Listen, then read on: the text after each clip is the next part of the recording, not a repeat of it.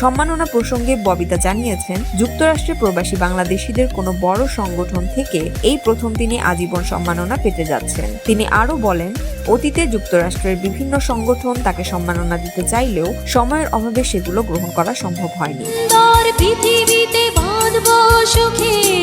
ববিতা দীর্ঘদিন ধরে distressed children and infants ইন্টারন্যাশনালের গুডউইল অ্যাম্বাসেডর হিসেবেও কাজ করেছেন। এই কাজের সুবাদে যুক্তরাষ্ট্রের বিভিন্ন অঙ্গরাজ্যে গিয়ে তিনি প্রবাসী বাংলাদেশিদের ভালোবাসা পেয়েছেন বলেও জানান।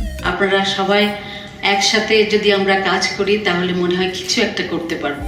এই খবর প্রকাশের পর থেকেই যুক্তরাষ্ট্রে বসবাসরত প্রবাসী বাংলাদেশিদের মধ্যে তৈরি হয়েছে ব্যাপক উচ্ছ্বাস। উল্লেখ্য, চলতি বছরেই বাংলাদেশ সরকারের দ্বিতীয় সর্বোচ্চ সম্মাননা 21 পদকে ভূষিত হয়েছেন ববিতা।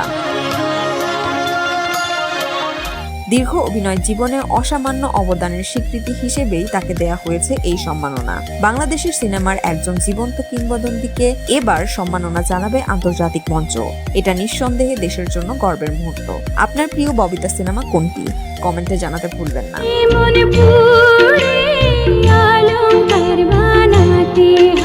ভিডিও ভালো লাগলে লাইক, শেয়ার এবং সাবস্ক্রাইব করুন চ্যানেল ওয়াশিংটন বাংলা টিভি।